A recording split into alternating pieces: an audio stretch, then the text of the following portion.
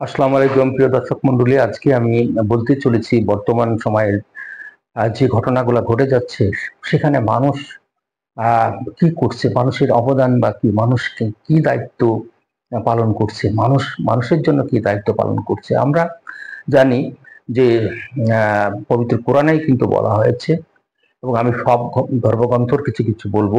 পবিত্র কোরআনেই বলা হয়েছে যে মানুষকে কিন্তু অতি দুর্বল করে সৃষ্টি করা হয়েছে, এবং এই হত্যাকাণ্ড সম্বন্ধেও আমাদের পবিত্র কোরআনের সূরা মায়দার 32 নম্বর আয়াতে বলা হয়েছে, মানুষ যদি কেউ আহ হত্যার বিনিময়ে, হত্যা এবং অনর্থক প্রাণের বিনিময়ে প্রাণ ছাড়া অন্য কাউকে যদি হত্যা করে, তাহলে সে যেন সমস্ত মানুষকে হত্যা করলো, এবং যদি কেউ একটা প্রাণকে বাঁচায় সে যেন সমস্ত প্রাণকে বাঁচালো। এই ধরনের আমরা একটা বাণী আছে কোরআনের সূরা মায়দার 32 নম্বর আয়াত, আপনারা পড়ে নেবেন। সুতরাং এখানে বলা হচ্ছে যে if you kill a man you kill the whole humanity. কেন আমি একটা মানুষকে হত্যা করলে আমি যেন পুরা মানুষকে হত্যা করলাম, এবং আমি যদি একটা মানুষকে ছেদ করি তাহলে পুরা মানুষকে ছেদ করলাম। তাহলে আমরা এখানে এই কথাটা ব্যাখ্যা করার জন্য আমি বিশ্বর কিছু স্ট্যাটিস্টিক্যাল তথ্য আপনাদের দিব। আমরা ছোট কোথায় আমরা বাস করি, পৃথিবী নামক এই গ্রহের কোথায় আমরা বাস করি, যেখানে আমরা জানি যে আমাদের মহাবিশ্বে 200 বিলিয়ন স্টার গ্যালাক্সি আছে। সেই গ্যালাক্সির ভিতরে সবচেয়ে বড় গ্যালাক্সির নাম আমরা জানি। আমরা যে গ্যালাক্সিতে বাস করি সেই গ্যালাক্সির নাম হলো মিল্কি ওয়ে গ্যালাক্সি, এবং এই মিল্কি ওয়ে গ্যালাক্সির ভিতরে আমরা জানি যে 100 থেকে 400 বিলিয়ন নক্ষত্র আছে। আমাদের পাশের যে গ্যালাক্সি আছে সেই গ্যালাক্সির নাম হলো অ্যান্ড্রোমিডা গ্যালাক্সি। সেই অ্যান্ড্রোমিডা গ্যালাক্সিতে কিন্তু আপনার 100 বিলিয়ন স্টার আছে। হ্যাঁ, তাহলে এবং এই স্টারগুলোর ভিতরে সবচেয়ে বড় যে স্টার আছে, এই স্টারগুলোর ভিতরে আবার কিন্তু অনেক বড় স্টার আছে। আমরা এই গ্যালাক্সির গুলোর ভিতরে সবচেয়ে বড় গ্যালাক্সির নাম আল সায়োনিয়াস। আল সায়োনিয়াস সবচেয়ে বড় গ্যালাক্সি। আমরা জানি না আরো বড় বড় গ্যালাক্সি আছে। সেই গ্যালাক্সির ভিতরে কিন্তু আমরা মিল্কি ওয়ে গ্যালাক্সি বাস করছি, এবং আমরা তাও জানি যে মিল্কি ওয়ে এক প্রান্ত থেকে অন্য প্রান্তে যেতে হলো 1,30,000 বছর লাগবে। এবং আমরা তাও জানি যে আমরা যে দুনিয়াতে বাস করি সেই দুনিয়া 94 আলোক বছর। এক আলোক বছর আমরা জানি 9.4 × 10⁻12, তার মানে 10-এর পরে আরো 12টা শূন্য দিলে যতটা হয় তত কিলোমিটার এক আলোক বছর সমান। তাহলে 94 বা আপনি 100ই ধরেন, কারণ আমি এটা স্ট্যাটিস্টিক্স আমরা কয়েক বছর আগে, কিন্তু বর্তমানে যেহেতু আমরা জানি যে আমাদের মহাবিশ্ব বাড়ছে, ডে বাই ডে হলো এক্সপান্ড হচ্ছে, সুতরাং ধরে নিতে পারি।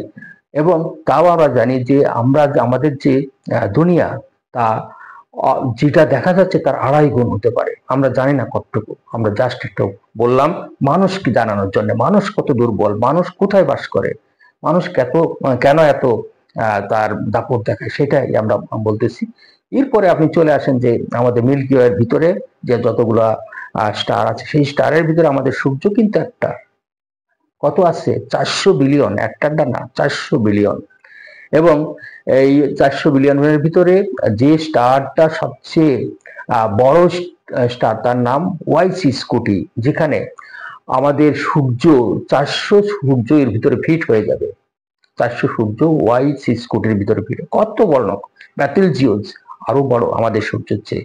সুতরাং আমরা কেন এত বড়ত্ব ভাবি আমার নিজেকে, এখানে কত বড় বড় স্টার আছে আপনি দেখেন। তারপরে আপনি চলে আসছেন আমাদের সূর্য, আমাদের সৌরজগতের ভিতরে যে যতগুলো গ্রহ আছে, সেই গ্রহের ভিতরে সবচেয়ে বৃহস্পতি গ্রহটা সবচেয়ে বড়। সুতরাং এই বৃহস্পতি গ্রহের ভিতরে আমরা 1300 পৃথিবী কিন্তু ফিট হয়ে যাবে।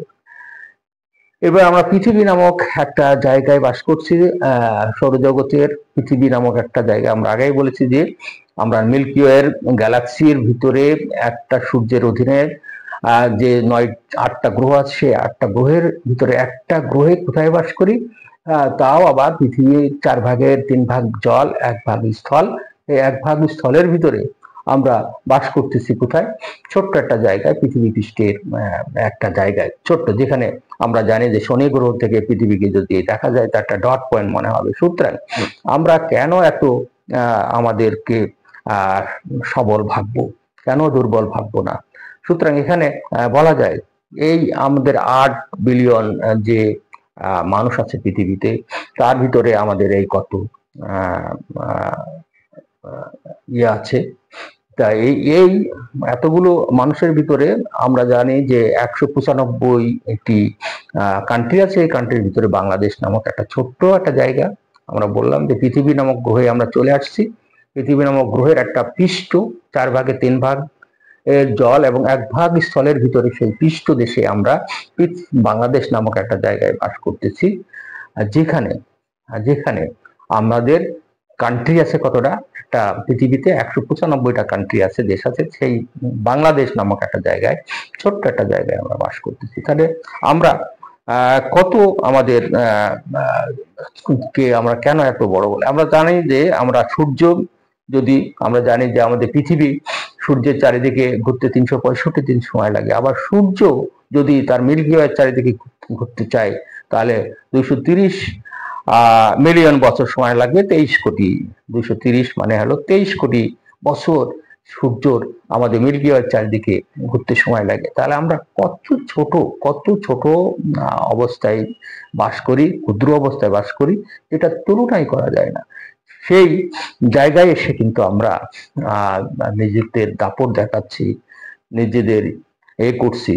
সুতরাং আরেকটা আমরা জানি যে নক্ষত্রের যে স্টিফনসন বলে আরেকটা নক্ষত্র আছে, যেখানে আমাদের সূর্যের চেয়ে 2150 গুণ বড়। আমরা এটা বলি নাই, সেজন্য বড়। সুতরাং দর্শক মন্ডলী, আমি মূলত চাই যে মূলত আমি হলো মহাকাশ নিয়ে গবেষণা করি, আর হলো আমি পুষ্টি নিয়ে কথা বলি। সুতরাং আমি চাই বিশ্বের সব মানুষ তাদের ধর্ম, বর্ণ, জাতি, ভেদাভেদ, এগুলো ভেদাভেদ ভুলে গিয়ে এক কাতারে দাঁড়িয়ে মানবতার শুধু কথা বলুক, এটাই আমি চেয়েছি। মানব ধর্ম পালন করুক, এটাই আমি চেয়েছি। যে যার ধর্ম পালন করুক। ধর্ম একটা বিশ্বাসের, আমি গতদিনই বলেছি, যে যার বিশ্বাস নিয়ে থাকুক, চলুক। এই বিশ্বাসের উপর কেউ যেন কোনো আঘাত না করুক। কিন্তু আমরা বাংলাদেশে দেখতেছি কি ঘটনা ঘটে চলেছে।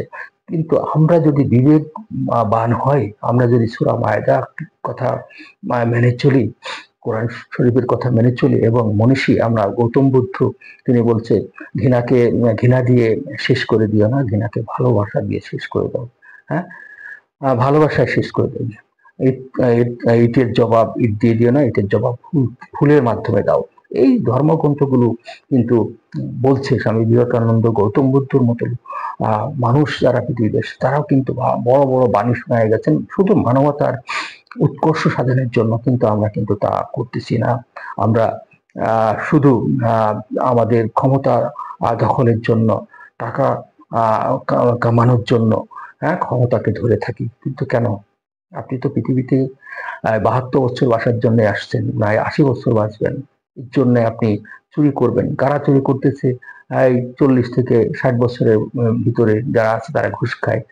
তা আপনি আপনার আর কয় বছরই বা বাঁচবেন? কিন্তু আপনি আপনার নাতি নাতনির জন্য এই টাকাগুলো ঘুষ বা অপরের টাকা থেকে করে দেন। আপনি কি জানেন একটা যে ফকির বাংলাদেশের, মনে করেন বিশ্বের যে একটা ফকির, যে সে মনে করেন সে খুব বাড়ি বাড়ি গিয়ে চাল ডাল এগুলা সংগ্রহ করে তার যখন আগুন জ্বালাতে যাবে তখন সে একটা ম্যাচ কেনে। আপনারা জানেন সেই ম্যাচটা টাকা, কিন্তু এই ম্যাচের উপরে কিন্তু ভট ইম্পোজ করা হয়,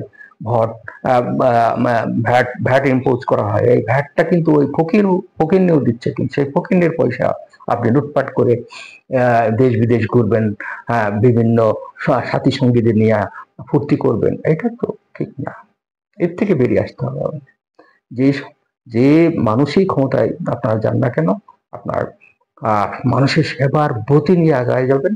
টাকা পয়সা ইনকামের জন্য, বাড়ি গাড়ি করার জন্য, নাতি নাতনিদের বাড়ি গাড়ি করার জন্য, আত্মীয় স্বজনের বাড়ি গাড়ি করার জন্য আপনাকে ওখানে দেওয়া হয় নাই। দয়া করে আপনি এই সমস্ত জ্ঞান, এই সমস্ত চিন্তা ভাবনা থেকে বেরিয়ে এসে দেশের সেবা করেন। সবাইকে ধন্যবাদ জানাচ্ছি।